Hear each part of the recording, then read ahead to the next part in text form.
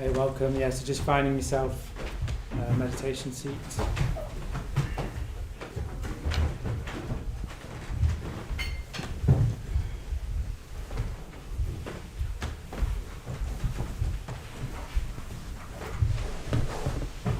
Yeah, welcome if you're joining us from home as well. Yeah, so just finding finding a seat.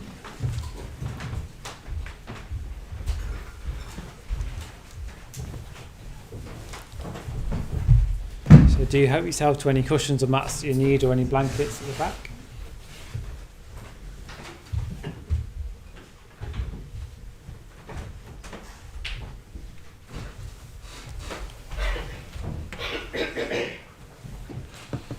Good. So we're going to start in here by just saluting the shrine. It's just a practice where I call out some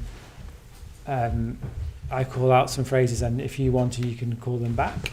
And it's just to mark, just to give our practice some orientation. We're saying that we're doing it to practice for our highest potential in the context of this space. That's the idea. So we just stand up for this.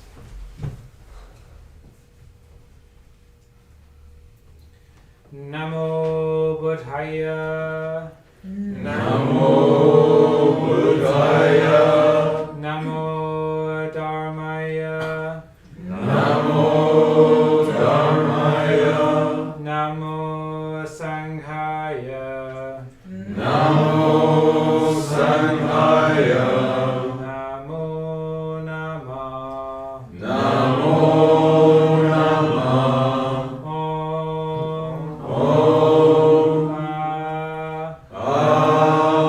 Om. Hum. Hum. Okay, it's just setting yourself up for a period of meditation.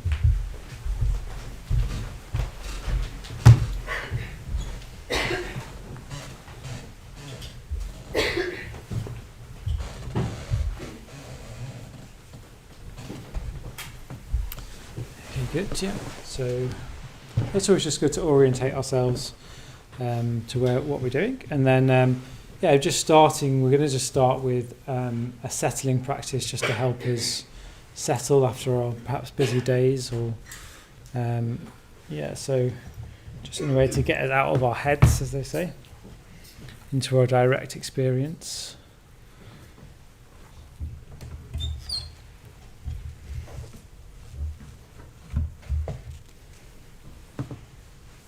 Because it's in our direct experience where the gold is, where our potential is. So we're going to move towards that just by firstly taking a few deeper breaths.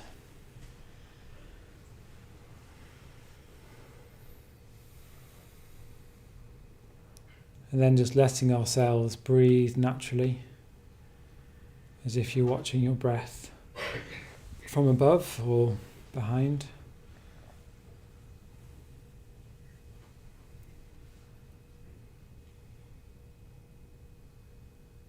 So no need to force the breath. It's just doing the work for you.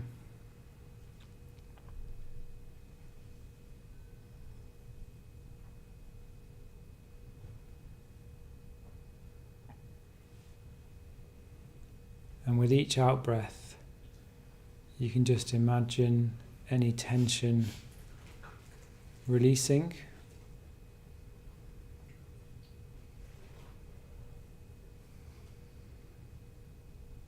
So it's as if the ground's taking your weight.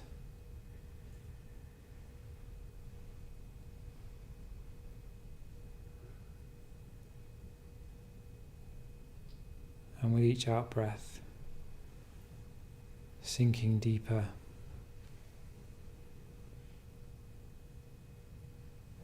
and deeper.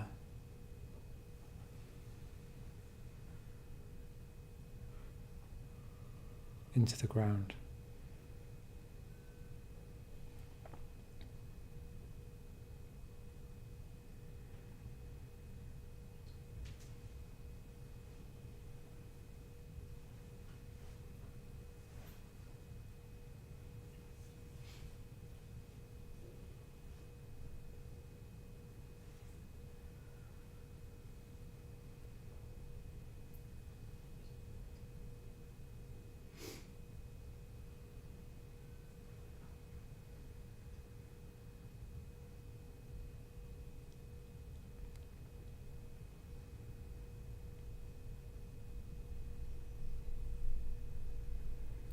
can just imagine the whole body calming down.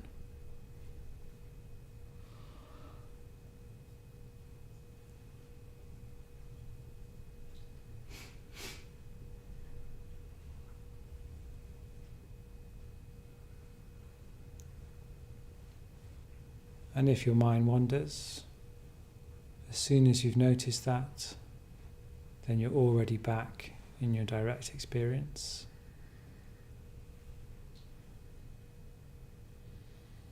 Whether that's unpleasant or pleasant or neutral, that's okay.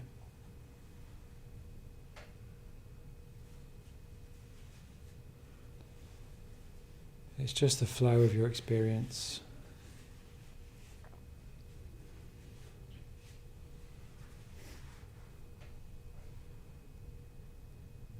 Keep coming back to the breath in the body.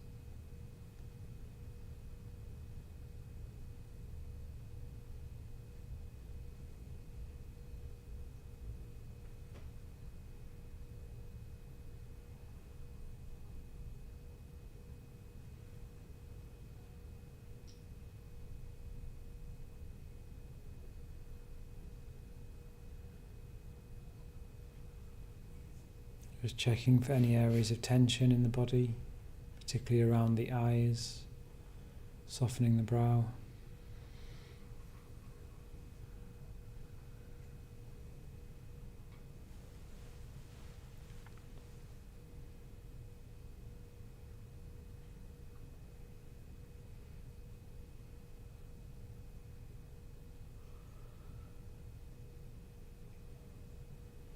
The jaw.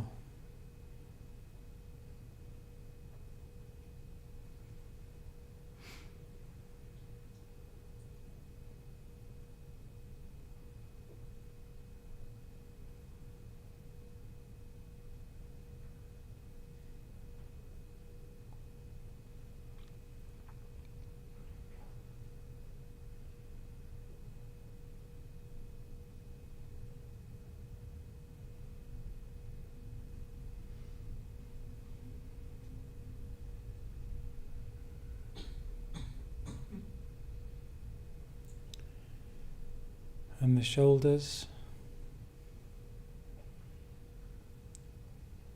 Often we hold tension in the shoulders, allowing the shoulders to drop down the back.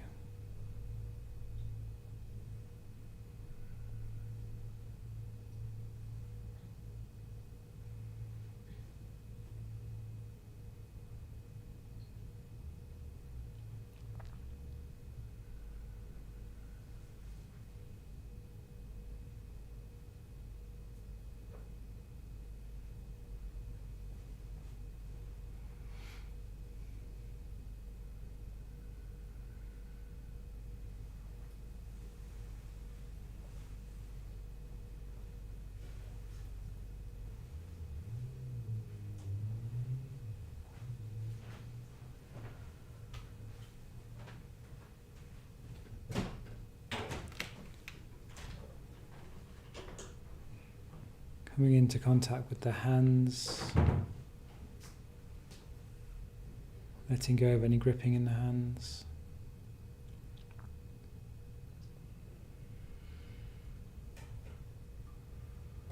See if you can have a direct experience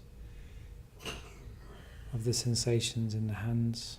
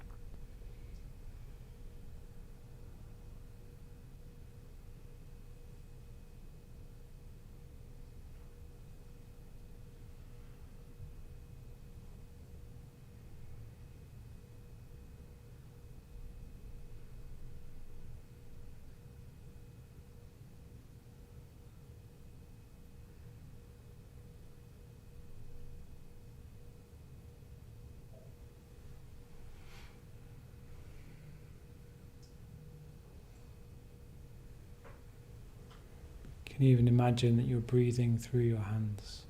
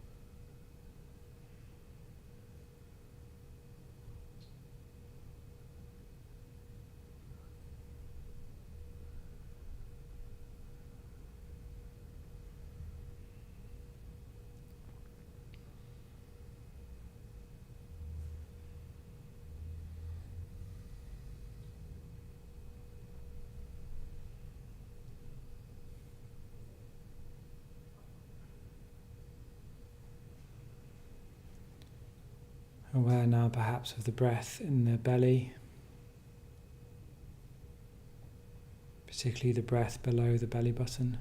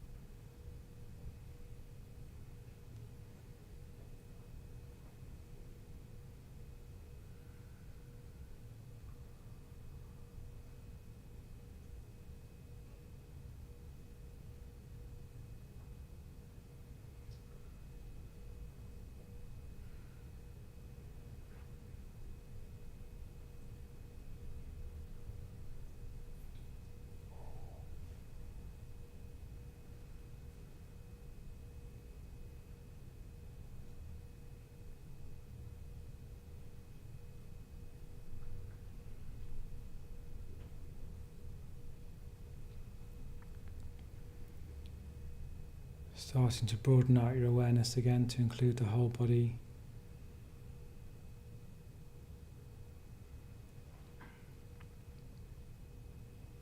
And even the space just beyond the body.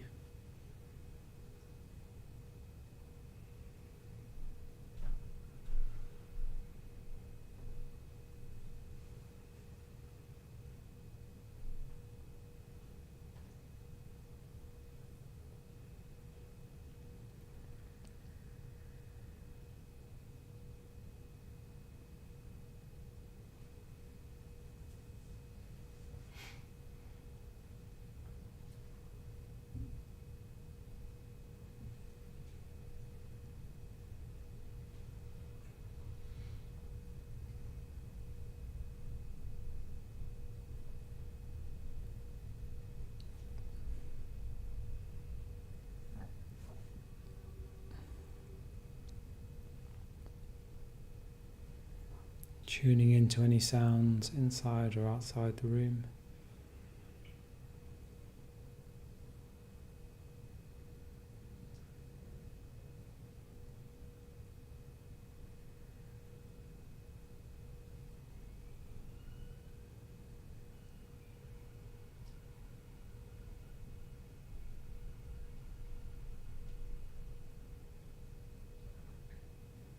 A sense of other people in the room.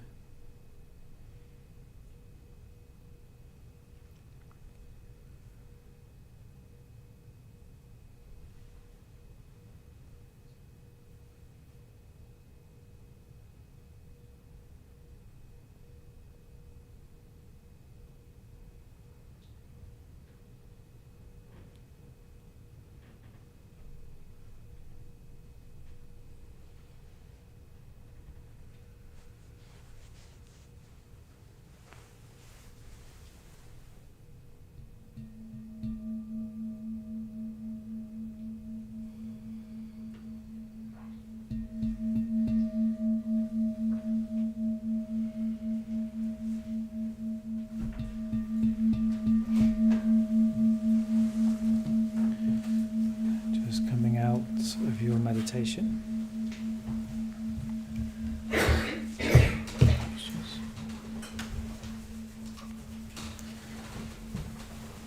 very good.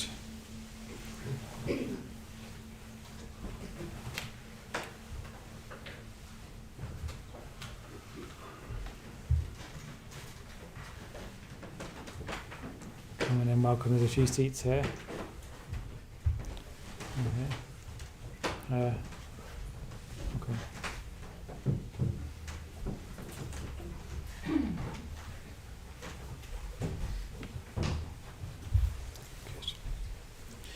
Good. So I'm just going to give us, once everyone's settled, I'm just going to give us a piece of advice for the meditation, and I'm going to just ring bells for the Metta Bhavana. So yeah, so you can just sit comfortably for just for 5 minutes, then we'll meditate. So yeah. Good. So, it's worth remembering sort of where we're trying to get to in meditation, and of course, where we're trying to get to is a state that's beneath all the worrying mind, all the ruminative mind, to a state that's just full of absorption. So it's as if you're definitely still there, and you're very present, and your experience is very alive, but the sort of thinking mind has quietened down. And instead it's just all experience, all direct experience. And of course it's a state that's usually quite pleasurable, there's some relaxation in it, it's also very alive, and there's a sort of courageous spirit to it, because it's like you can hold whatever's happening in your experience.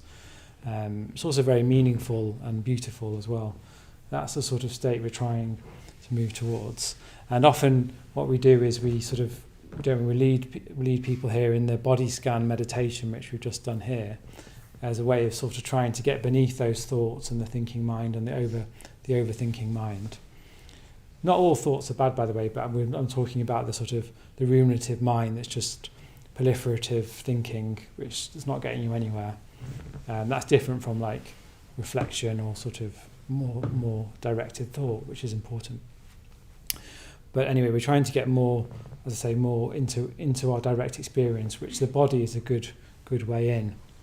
But the problem is sometimes that we can sort of take that a bit too literally. So I've just been on a retreat, the winter retreat actually, and somebody in my group was saying that she was doing the body scan and she had a lot of pain in the stomach, and because the teacher was saying, feel the body, she was like, I was feeling the stomach, and then I started to panic, and what's that pain about, and sort of got a bit over obsessed with the sensations in the stomach, and and that can happen quite often actually sometimes, where you can sort of get a bit too over obsessed with feeling all the different bits of your body, and in a sense, if you're doing that, you're sort of missing in a way the point of it, which is more to help us sort of get beneath the thoughts, sure, but just become more absorbed in our experience completely. Because the thing is, when we're very absorbed, it's actually like the body sort of disappears a bit. I don't know if you've had that sense of a deeper meditation. It's not like you can sort of feel your hand and your stomach and your knee, like we do in the body scan. Just when you're very absorbed, it's just one whole flow of experience. And it's sort of like almost, sure, it's in the body, but it's also almost slightly out the body as well. It's slightly sort of beyond the body. That's what it feels like. It's very open, like your heart's very open within that as well. And in a way, even if you do have any pains, it doesn't really, the pain just sort of, it's just like an energy. And if there's any pleasure there, that's also just an energy as well. So, I'm just saying that so that maybe in this meditation, really the Metta Bhavana, we can see if we can really imagine, see if we can imagine that it's just one sort of flow state of absorption, rather than getting stuck in the sort of in either the phrases or trying to get anywhere, particularly in the Metta Bhavana. Instead, see if you can just really tune into the flow of experience, which starts in the body but sort of goes beyond the body. And a good way to do that is you can imagine, particularly if there is any tension in the body, that you're imagining metta coming towards that tension. So, for example, sometimes I get my chest feels quite tight, or there's a bit of anxiety in the chest. And again, I can sort of over-focus on that. I need to be with it. I need to turn towards it, which is sort of true. But also, if I just imagine bringing metta to that area, it's like it all opens up. And then there's just a flow of experience, rather than a sort of over-identification with this area, a literalism of the area. It's more like it just becomes a flow. Or pain in my knee, again, I bring metta. Just imagine metta coming to my knee. Sometimes I imagine lights, like red light, or just even the thought of metta coming to my knee. I imagine that, and it just almost softens the area. And again, then that just becomes more of a flow of experience. So that's what you're sort of looking for in your meditation, a sort of an absorption that just feels like one experience of flowing experience. It's quite hard to talk about because you sort of, I can sort of definitely feel it, but to sort of talk about it, I have to sort of use words like flow or experience. But you have to sort of figure that out yourself in your own meditation. As I say, one way of doing it is particularly just to imagine bringing metta to any sort of tension in the body. And instead of over-focusing on the area, just imagine that whole area opening up to the whole body experience, so that metta is just flowing through the whole body and almost like beyond the body as well. And and that can be, if it's going well, if it just feels quite expansive. You sort of it might be a few thoughts, but you're aware of the thoughts. And if you do get stuck in ruminations, then just scan the body again for any of these areas of tension, and then just bring metta to the areas of tension, and sort of having a play with it. I'm going to ring bells for the stages, so you can still bring the 4 people to mind, including yourself, and then in the 5th stage, particularly in the 5th stage, just to really imagine the metta flowing out of you to the world. I like to do that. That's quite good. And then just see what happens with that if you just keep imagining bringing metta to the areas of tension in the body, looking for that more absorptive state, without grasping at it, of course. And then see what happens. And then in the second half, I'll say more about working with emotions, particularly to help us get more absorbed. But let's just give that a go for now, and we'll go from there.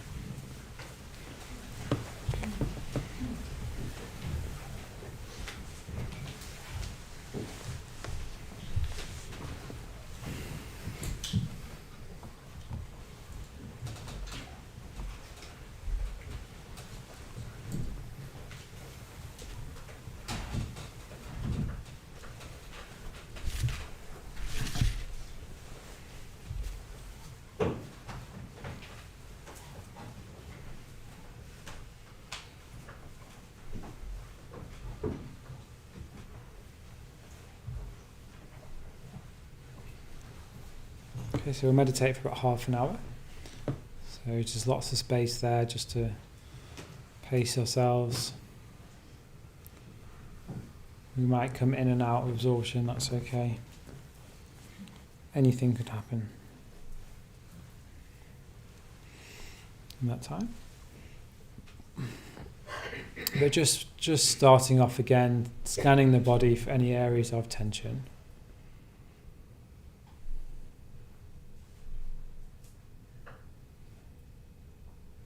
So you know what you'll be working with.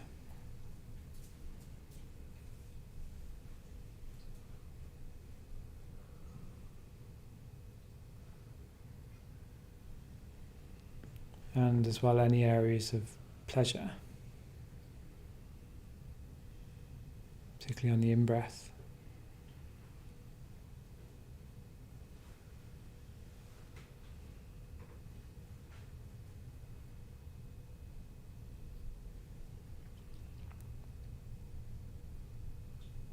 And coming right up close to the chest area, staying tuned into that area.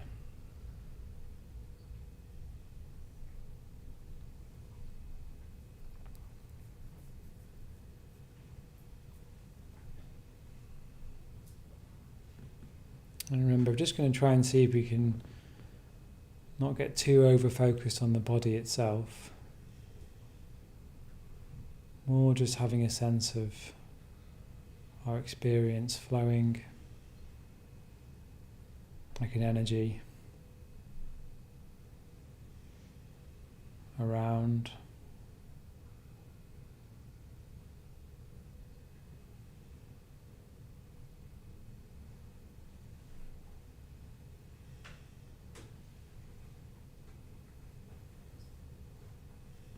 Even just slightly beyond the body.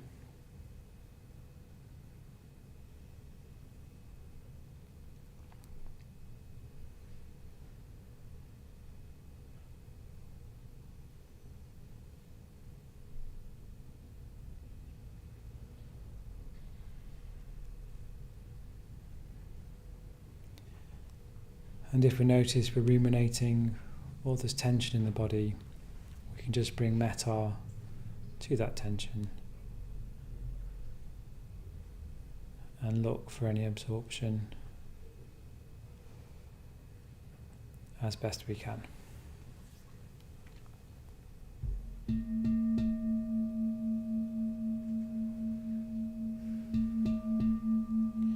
The Metta Bhavana, first stage.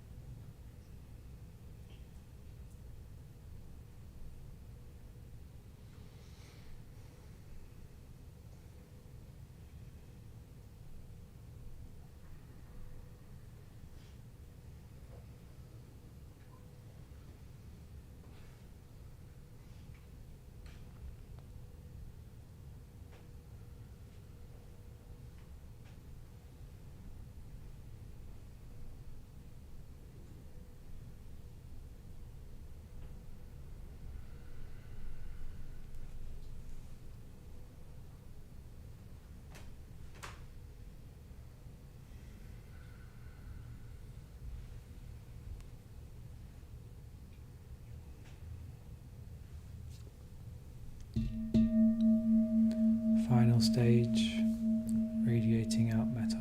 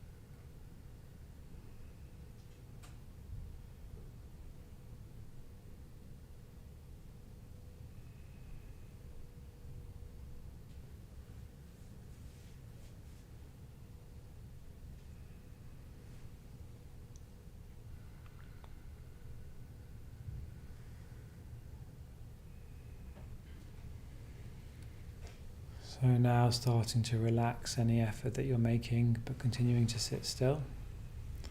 Just absorbing the fruits of the practice. Just sitting.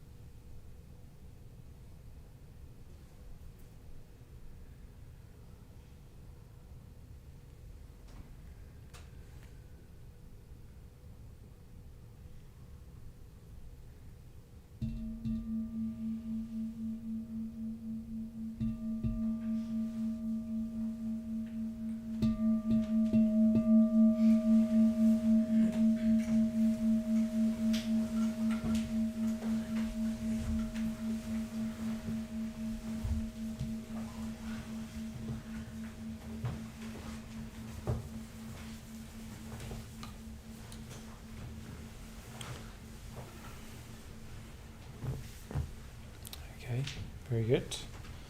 So now we're going to break for some tea, and then we'll be back in the second half to talk more about how our emotions can help with our absorption in meditation and in our life.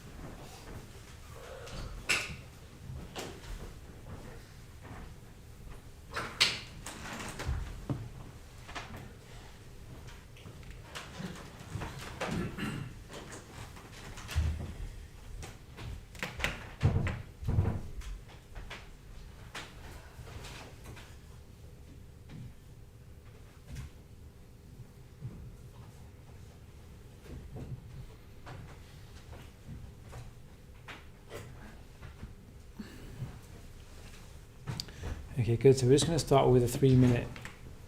Oh, no. Oh, you're welcome.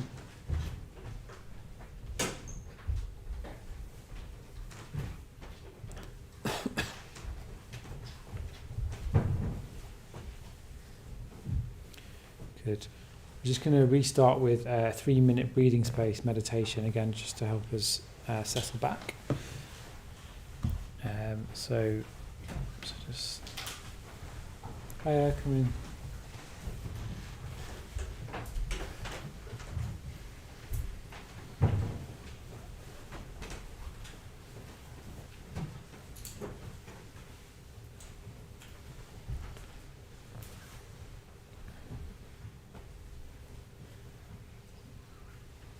Okay, so once again, just closing our eyes.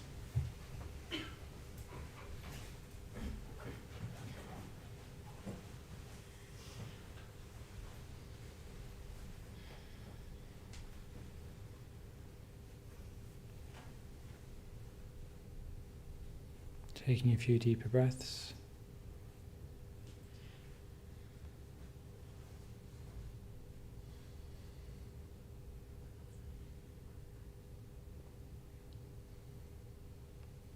Again, letting the weight travel down to the ground so that the ground takes our weight.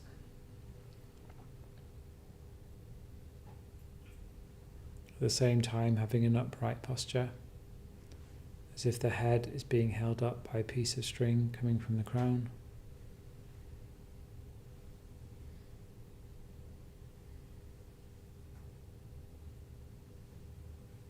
As the head rises, dropping the shoulders.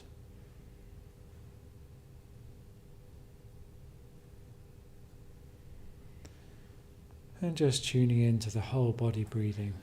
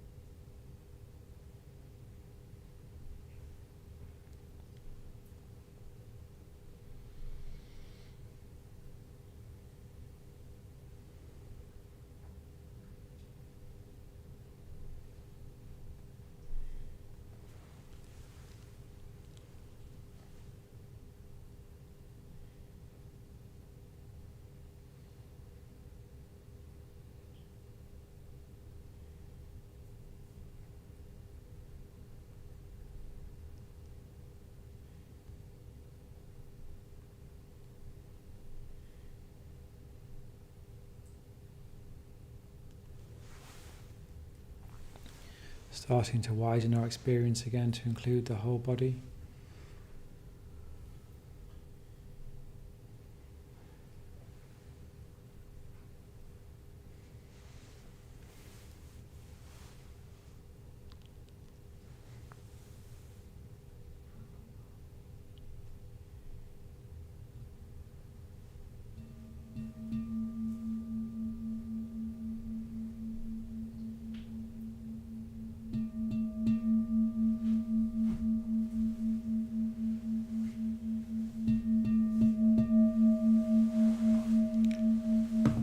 Okay, good. So just sitting comfortably.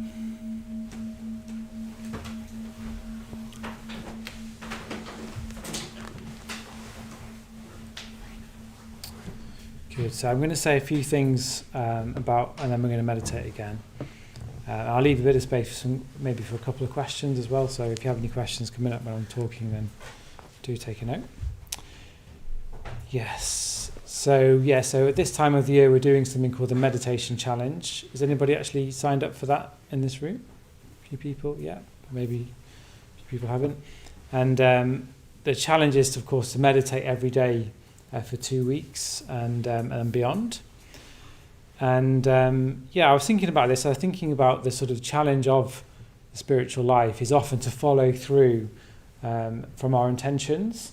So we might have an intention to meditate, and we might sort of intellectually want to do that, but often we end up doing other things or having a lie-in or doing anything else, going to the movies or whatever it is. So the reason for that is that we have an intellectual understanding of what we want, and our emotions just aren't in line with that. Our emotions are wanting to do something else. We're sort of wanting to seek sort of pleasure in different ways, and it's just not in line.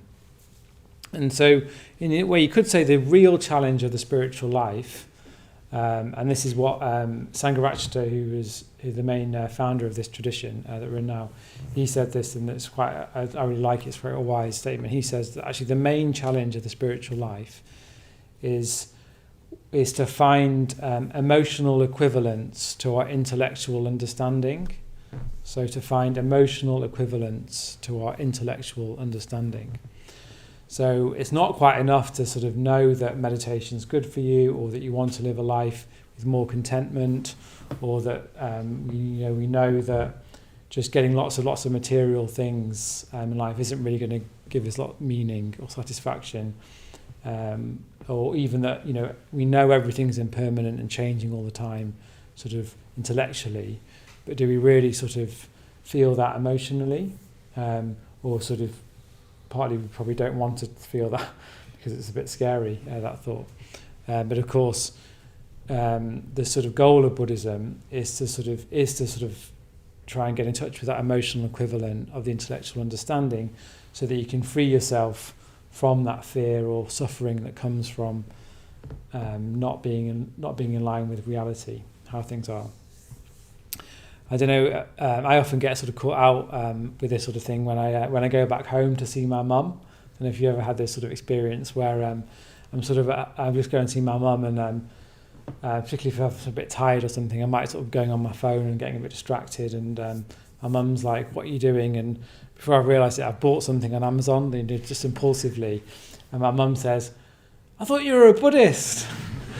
And I often get that sort of charge from my mum in lots of different ways. She sort of keeps me on my toes, sometimes more than my own Buddhist teachers, actually. She's sort of pointing out that I've got this idea of like being a Buddhist, which is someone who is actually kind of just be quite content and aware of her when I go and see her, and and that's what I'm definitely aiming for. But of course, sometimes I know that intellectually, but my emotional equivalent isn't quite there. And what that would look like, I guess, an emotional equivalent to, say, contentment, is just being really sort of aware of, particularly sort of how I'm feeling in the heart area, and sort of just at peace with any sort of experience I'm having, and just sort of very tuned in to the sort of subtlety of my emotion. That's what I think it would look like. Often I'm sort of pushing down my emotions because they're uncomfortable. Particularly in London, it's busy, isn't it? And there's lots of sense of threat around. Just if you get the tube or walk down, there's little alleyways. There's an alleyway there called Sugarloaf Walk next to the pub. I'm quite scared of that at night time. It gets quite dark, and if I walk down it, I think, what's going to happen? But of course, that's just my mind. It can be real, but also a lot of that is my mind sort of adding a sort of sense of threat. So that what that does to my emotions in your world is sort of push down any sort of real subtle emotion, and instead there's just sort of a fear there and a sort of numbness a lot of the time as well. But when I meditate, if I can sort of try and cultivate more of the subtlety of emotion and be with any uncomfortable emotion as well, and also sort of the pleasure of meditation, if I can do that, then I'm starting to be more in touch with a sense of reality again and this emotional equivalent of my intellectual understanding. Again, it's a subtle art because you don't want to get sort of too over emotional either, that you sort of just collapse. But at the same time, you need to let them in and out. And of course, that's where when we say we want meaning in life, of course, that's an emotion, isn't it? The sense of meaning is a feeling. It's not a thought. Or satisfaction, again, is a feeling. It's not a thought. If you just think I'm satisfied, that's not what we mean, is it? It's more you feel satisfied in life, or you feel there's meaning, or you feel there's love and people. If you just think that, it doesn't work. So really, the answer to sort of deeper meditative states, absorption, and that means life as well, is to sort of really get our emotions on board with what we're thinking. And the sort of any wisdom that you're sort of learning from, say, the Buddhist tradition, it's like it's got to come with an emotional equivalent, I think, to really work and stick, and that in the end will, when you've got that, of course, when that's in alignment, that will then motivate you to sort of say meditate every day or do what's not just because it's good for you, but because you really feel it, you really feel you believe in it, you believe that it's important and something to do that sort of will cultivate satisfaction. So that's in a way why we do the metta bhavana, actually, and that's one of the things of doing that. But also, I wonder, just the question for you is like, is there a way of sort of cultivating more of this emotional sense or emotional positivity, or opening up to more of the emotional world in your life, in your day-to-day life? What are the things that you do that sort of can help cultivate that, versus what do you do that sort of numbs you and sort of pushes your emotions down so that there isn't really an emotional equivalent? You just sort of on the head level, on the thought level. What can you do in your life? So with that in mind, that question, I'll repeat the question in a minute, but I want you to turn towards your neighbour and talk about anything that you do in your life that sort of you think pushes your emotions down or numbs you from your emotional world. Maybe there's fear there, maybe there's just it's just uncomfortable, or maybe there's distraction, addictions, whatever it is. What do you do to sort of push your emotions down? And is there something you can do to sort of keep your emotions alive? For example, last week I went to the National Gallery, and that was sort of just staring at lots of beautiful paintings. There's that big one, I don't know if you've seen the big one of the horse, there's a brown horse. If you go in and turn right, there's this massive brown horse. It's very, very beautiful. Really, and it's painted, but it looks like almost otherworldly. And I just sort of stood there and stared at the horse, and something really did open up a bit more, and I felt like, this is more like it. This is more like life. The same actually just in Victoria Park, even with there's lots of water at the moment in the pond, and it's sort of overlapping a bit, and then the fountain was going today, and there was sun on the lake. And again, that just sort of sitting with that with a friend, it really again did something. I felt the sort of subtlety of emotion, and stepped out of the thought. So again, that helped me to sort of come into contact more with something more real. So that's just a few examples. So maybe you can think of that, things like that in your own life. Friends and family, of course, is another one as well.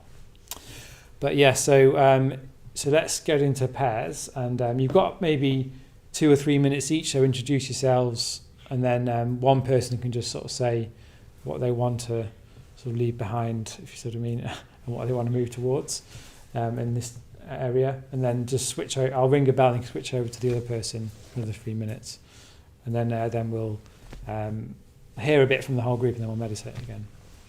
Okay, great. So without much further ado, if you turn towards, risk turning towards your neighbour, and yeah.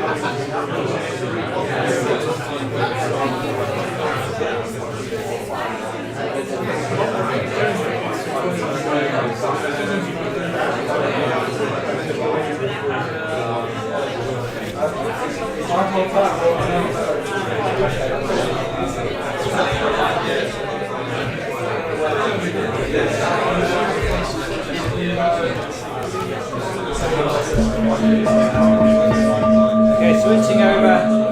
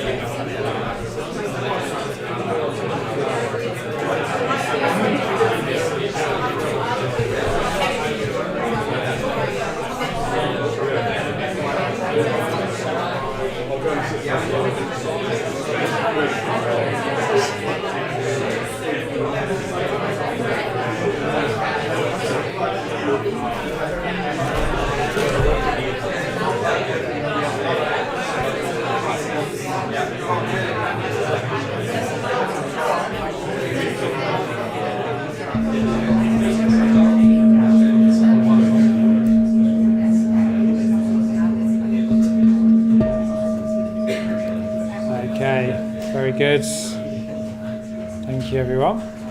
Good. So you can just stay there. So I'm just going to.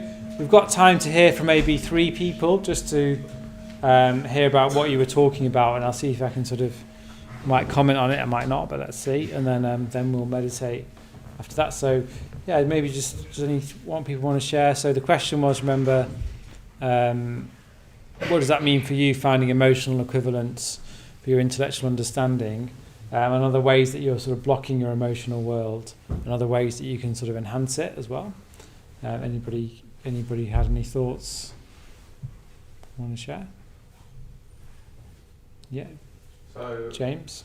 for me, on the enhancing side, I go into the office every Wednesday, Yeah.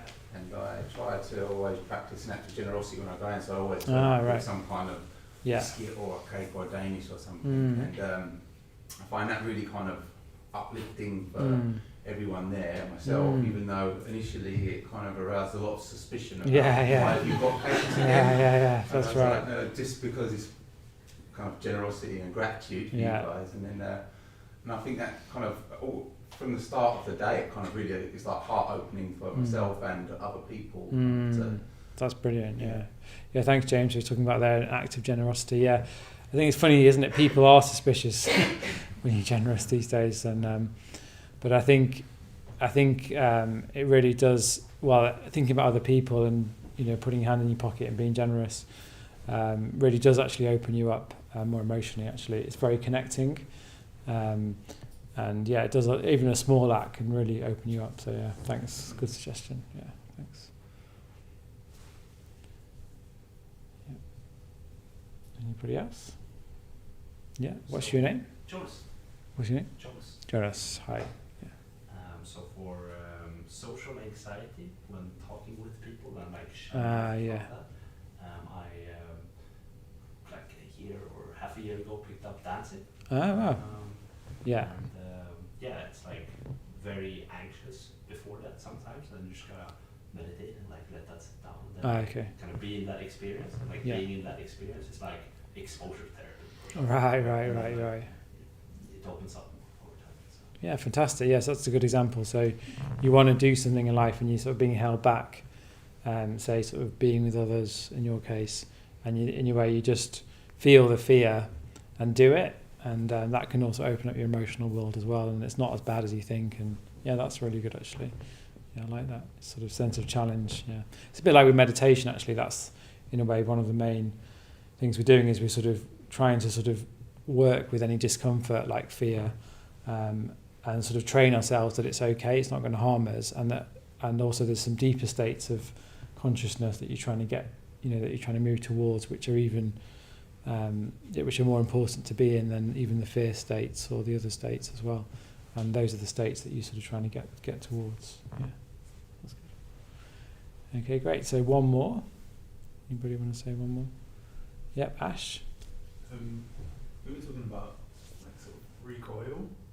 So recoil, Ash was saying, yeah. Yeah. So like we were each talking about our experiences coming off retreat and like screen times going up, feeling more anxious, like those kinds of things. Yes, yeah. Sometimes, Off retreat, like, more anxious. The meditation or like our practice is getting deeper and getting closer to those emotions. Yeah. And make us want to actually like close off from them. Yeah, that's interesting. Yeah, so you're saying the experience of going on retreat when you do get very open in your emotions, so they become more subtle, don't they, your experience?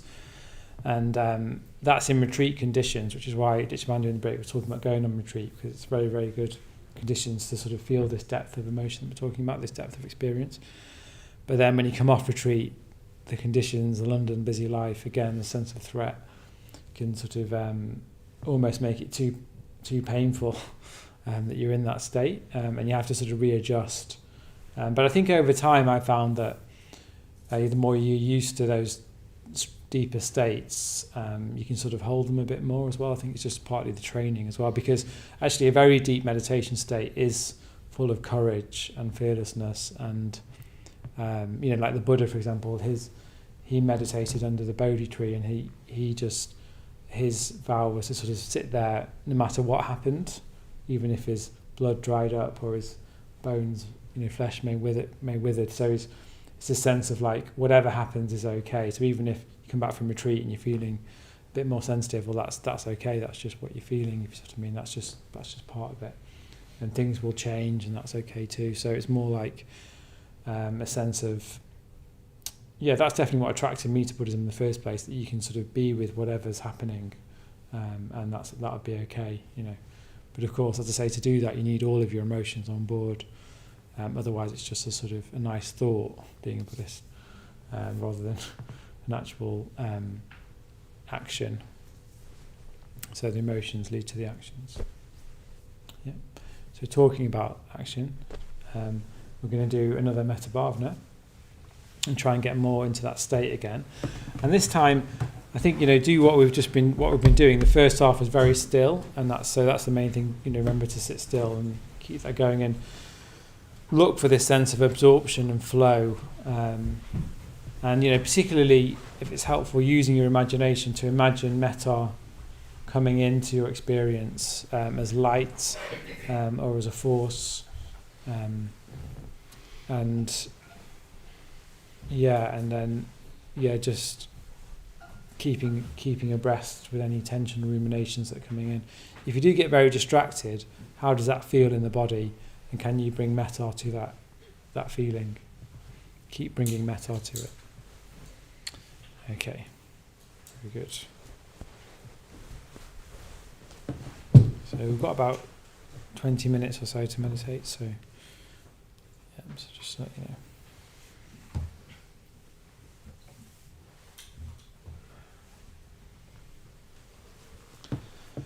Okay, good.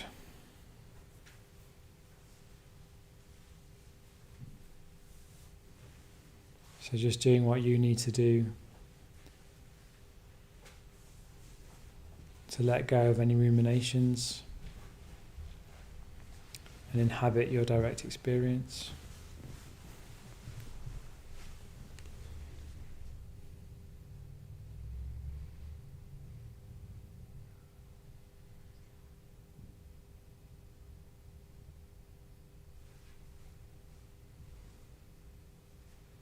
Maybe just looking for any more subtle emotions or sensations, particularly in the chest area.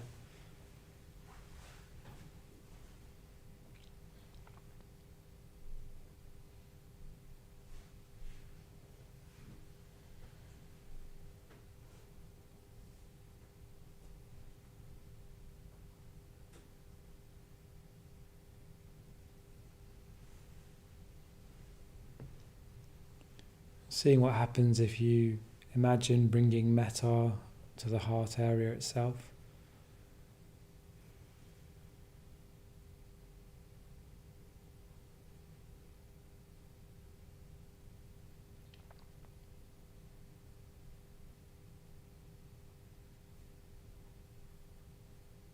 As if the heart is free.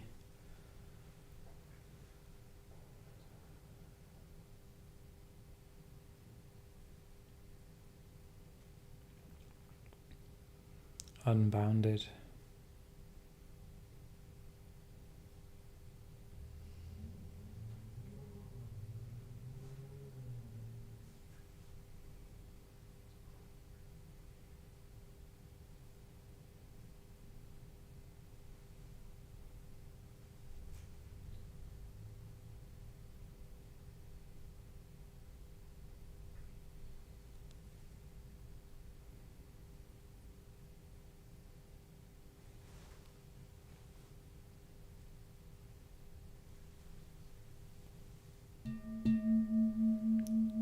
The metta bhavana.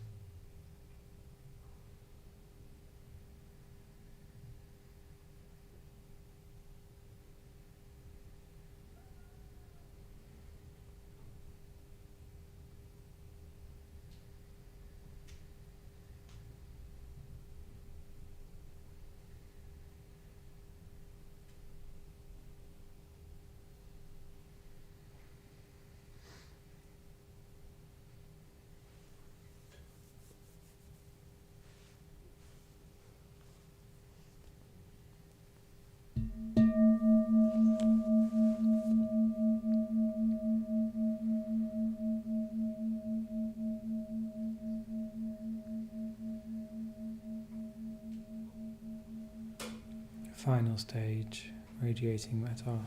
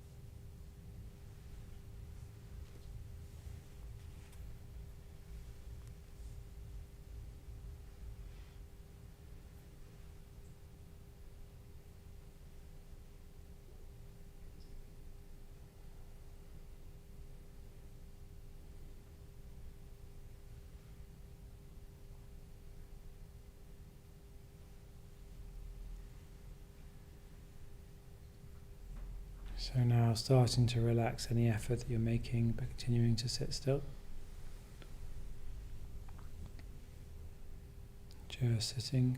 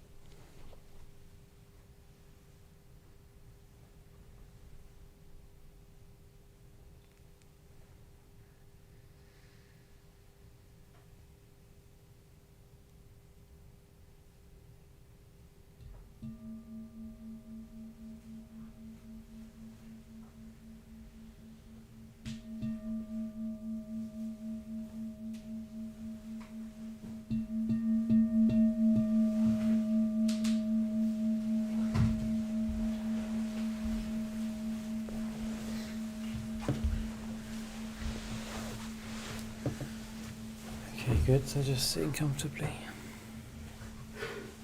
Good. Yeah. So yes, just see if you can look out for the effects of the meditation tonight. Particularly when you go home. I often find that it's when I get back home. I mean, I only live upstairs, but when I get back home to my room, I sort of almost feel this sort of that change in consciousness, almost of the subtlety of what I've been doing. So sort of look out for that, and then of course it will change. And so, if it's been useful, keep trying to meditate every day if you can, to sort of keep that subtlety of experience. And as I say, that's where the meaning and the satisfaction really is in life. So it is worthwhile doing that, and we'll help you at the centre if you want to keep coming back Wednesday class or the course of the retreats. That's what we're here for to do. Yeah, and just a quick update before we go. So we're raising money for the mural wall outside. So in the courtyard, above the courtyard, there's a big white wall. But that could be something else. It could be a very, very beautiful mural painting, which will really beautify the space. And but we need £15,000 to do it. So it's up to us if we want that. We can contribute to that if we want to. And we've actually raised 5,000 so far on the challenge. So we've still got a bit of space to go. So if that moves you and you want to give, then you're very, very welcome to. Obviously, feel free to knock as well. And particularly if you're on the challenge and you've benefited from it, we're asking for £100 contribution if you can for the mural wall to build that. Or actually any amount, actually, even if it's just another £5 or another £10 at the end of the class also, will go a long way to sort of making the space beautiful, so that we can, in a way, keep feeling the subtlety of our experience. We need everyone to give to the centre to keep it going, and that's how it works. If you want to keep it going, then you're welcome to give. So yeah, we sure appreciate that. Otherwise, it's just been very nice to have you here at the class, meditating together. Just had a quick question, or maybe we can follow up. Yeah. Should we do it? Let's do it at the outside. Yeah. So myself, and Mandy will be outside for any one-to-one questions at the end, just to sort of keep it. I like to keep it a bit more silent here at the end, so you can sort of keep that subtlety. So what we'll do now is we'll just pick up our mats and cushions, put them away, and then we'll be in silence until we get to the cloakroom. So, great. Thank you, everyone. Yeah, thank you.